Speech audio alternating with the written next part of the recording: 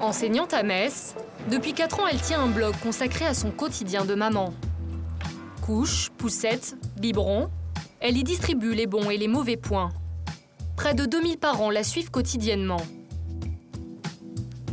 Marie accepte parfois de rédiger pour des marques dans son blog ce que l'on appelle des articles sponsorisés. Selon la taille de l'article, elle touche entre 50 et 500 €.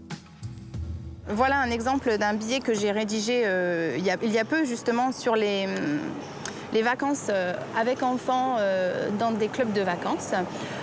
Donc l'article sponsorisé est mentionné dès le début de l'article, c'est-à-dire que le lecteur n'est pas pris en traître. Dès le titre, c'est annoncé, c'est un article sponsorisé, c'est-à-dire que nous avons été payés pour l'écrire un certain montant. Mais Marie nous révèle que certaines marques ont peu de scrupules. Elle a été contactée il y a quelques semaines par un important site de e-commerce allemand, Zalando. Ce site de vente de vêtements en ligne réalise un chiffre d'affaires annuel de plus d'1 milliard d'euros. Il a fait à la blogueuse une proposition surprenante.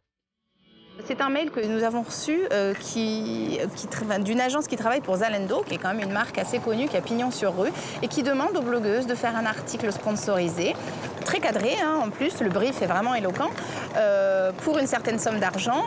En revanche, la condition sine qua non de la publication de cet article, c'est qu'on ne mentionne pas que l'article a été rémunéré. Le mail est sans ambiguïté.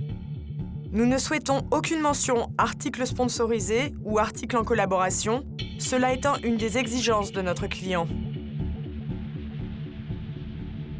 Donc là, clairement, on a un mail qui nous incite à entrer dans l'illégalité, à écrire un article pour une marque en prenant des risques.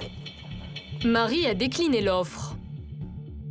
L'une de nos journalistes contacte l'agence de marketing mandatée par le site de e-commerce pour démarcher les blogueuses.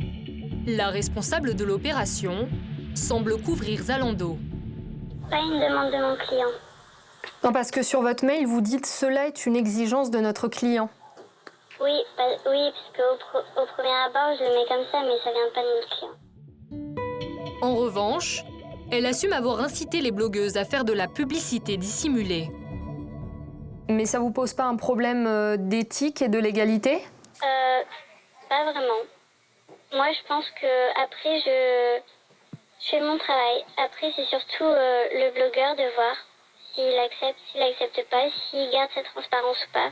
Mais vous savez bien que c'est illégal de ne pas le mentionner. Oui, ça dépend, oui. Oui. Donc vous demandez aux blogueurs et aux blogueuses de faire quelque chose d'illégal? Oui, on peut dire ça comme ça. Et là, ça vous pose aucun problème? Non, parce que pour le moment, j'ai eu 90% de réussite, donc bon. Je vois qu'apparemment, les blogueurs, ils en tiennent pas tant compte que ça.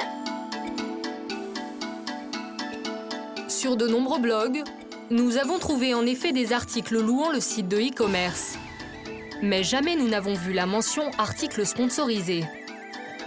Zalando contacté a décliné nos demandes d'interview.